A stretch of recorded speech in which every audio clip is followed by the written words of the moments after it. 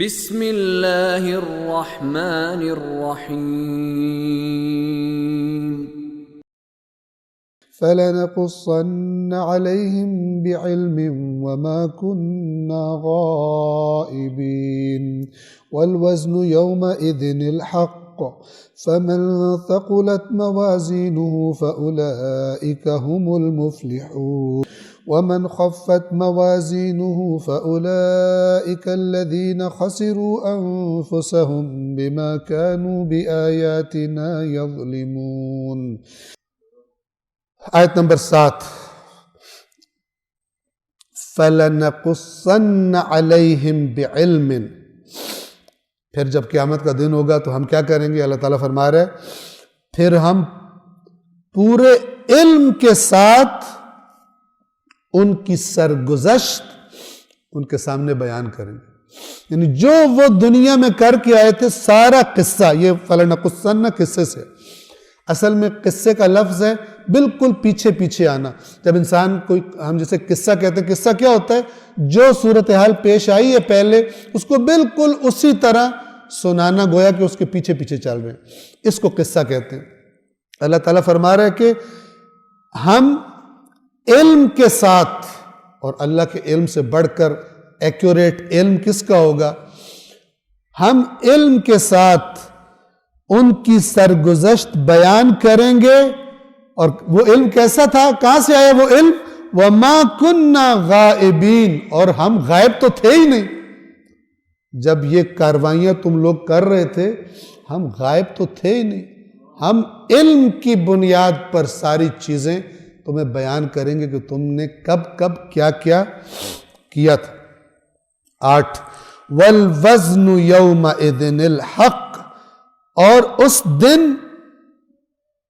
تولنا، وزن کیا جانا برحق ہے۔ فَمَنْ ثَقُلَتْ مَوَازِينُهُ فَأُولَئِكَ هُمُ الْمُفْلِحُونَ، تو پھر جن کا پلڑا بھاری ہوگا، موازین وزن کی جمع، جن کے وزن ثقیل ہوں گے، بھاری ہوں گے، تو یہی لوگ فلاح پانے والے۔ وَمَنْ خَفَّتْ مَوَازِينُهُ، آیت نمبر 9، وَمَنْ خَفَّتْ مَوَازِينُهُ، اور جس کے موازین ہلکے ہوں گے، ثقیل ثقلت، اور خفت خفیف یعنی ہلکا، جن کے پلڑے وزن ہلکے ہوں گے، فَأُولَئِكَ الَّذِينَ خَسِرُوا أَنفُسَهُمْ، تو یہ وہ لوگ ہیں جنہوں نے اپنے نفسوں کو ضائع کر دیا، خسارہ یعنی کچھ نہیں بچا، ان کے ہاتھ پلے کچھ نہیں بچا، عمر تمام ہو گئی، مہلت تمام ہوگی، صلاحیات جن کو استعمال کر کے، عقل جسے استعمال کر کے آج کے دن کی کامیابی پا سکتے تھے، سب ضائع کر بیٹھے۔ خسروا انفسهم، اپنے آپ کو خسارے میں ڈال دیا انہوں نے۔ وجہ کیا خسارے میں ڈالنے کی؟ بما كانوا بآیاتنا یظلمون، سبب جو یہ ہماری آیات کے بارے میں ظلم کیا کرتے تھے۔ ہماری ظلم یعنی عدل کا اپوزٹ۔ آیات کے ساتھ عدل کیا ہے جو اوپر قرآن نے خود بیان کیا؟ اتبعوا ما انزل الیکم من ربکم، جو تمہارے رب کی طرف سے نازل ہوا ہے اس کی اتباع کرو، یہ عدل ہے۔ آیات قرآن کس لیے؟ فالو کرنے کے لیے، اطاعت کرنے کے لیے۔ اور ظلم کیا ہے آیات الہی کے ساتھ؟ ان کو فالو نہ کرنا، ان کو فالو نہ کرنا۔ بما كانوا بآیاتنا یظلمون، یہی وہ لوگ ہیں جو ہماری آیات سے ظلم کے سبب خود گھاٹے میں رہے۔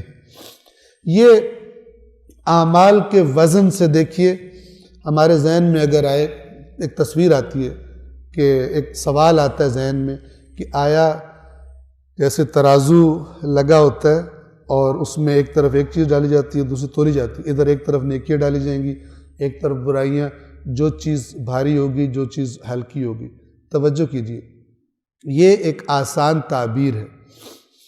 قرآن مجید عام معاشرتی زبان جو عرب بولتے تھے، جس میں حقیقت و مجاز ہوتا ہے، جس میں ضرب المثل ہوتی ہے، جس میں تمثیل ہوتی ہے، کنایہ ہوتا ہے، استعارہ ہوتا ہے، وہ سب چیزیں قرآن نے استعمال کی ہیں، اور جو علم معانی اور بیان ہے، اس کے اندر قرآن کی یہ فصاحت و بلاغت اور ان الفاظ کا استعمال مختلف طریقوں سے بیان کیا گیا ہے۔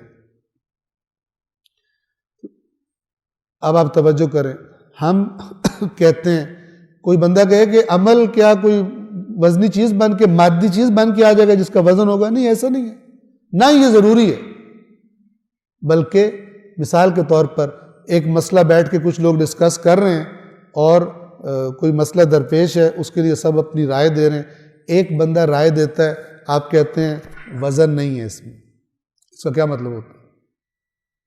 سالڈ بات نہیں ہے، ٹھوس بات نہیں ہے، بے وزن بات ہے۔ لیکن ایک دوسرا بندہ بات کرتا ہے، سب کہتے ہیں کہ ان کی بات میں وزن ہے، یہ مان لیتے ہیں۔ وزن ہے یعنی یہ زیادہ مسئلے کے حل کو ہائی لائٹ کر رہی ہے، یہ زیادہ حق کے قریب ہے، یہ زیادہ ٹھیک جواب ہے، یہ ٹھیک روش ہے۔ اسی طرح انسان کے اعمال اپنی کوالٹی کے اعتبار سے، خلوص نیت کے اعتبار سے وزن رکھتے ہیں، ٹھیک ہے؟ اور جس طرح روایات میں بھی بیان کیا گیا کہ انسان ایک با معرفت کی 2 رکعت ایک بے معرفت کی 1000 رکعت سے مثال کے طور پہ افضل ہے۔ اجر جو ملے گا وہ معرفت اور علم کی بیس پر ملے گا، نہ کہ کوانٹٹی کی بیس پر، بلکہ کوالٹی کی بیس پر۔ توجہ فرما رہے ہیں؟ تو اس کا مطلب ہے وہ 2 رکعت نماز جو زیادہ وزنی ہو گئی ہے، وہ کس وجہ سے ہو گئی ہے؟ اپنی کوالٹی کی وجہ سے۔ اس کے اندر غور و فکر تھی، اس کے اندر اللہ کا خوف زیادہ تھا، اس کے اندر اللہ کے سامنے کھڑے ہونے کا احساس زیادہ تھا، وہ زیادہ اہمیت دیتے ہوئے ادا کی گئی۔ اس کے مقابلے ایک دوسری نماز ہے جس کا پڑھنے والا سوچتا ہی کچھ نہیں، دماغ کہیں اور پہنچا ہوا ہے، جب ٹائم ملا پڑھ لی، لیٹ کر دی، قضا ہوتی ہے تو قضا ہو گئی، قضا پڑھ لیں گے، یہ کر لیں گے، وہ کر لیں گے، بہت فرق ہے۔ اسی طرح تمام اعمال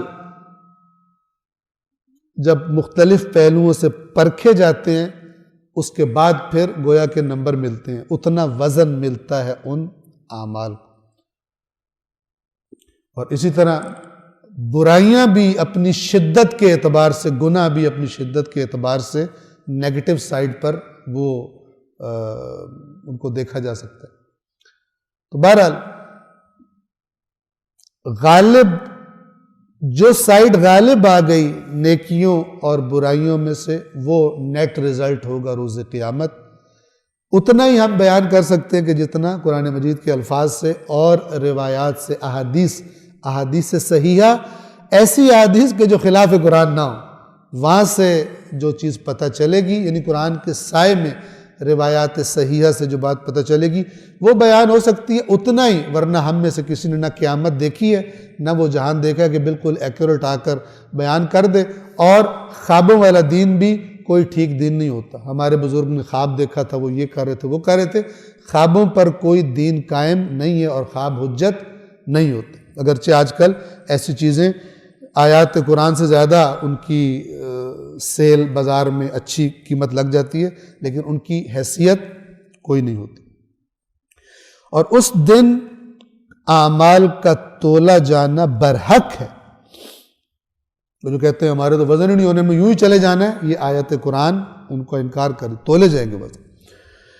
پھر جن کے اعمال کا پلڑا بھاری ہوگا وہی فلاح پائیں گے، اور جن کا پلڑا آیت نمبر 9 ہلکا ہوگا وہ لوگ ہماری آیات سے ظلم کے سبب خسارے میں رہیں گے۔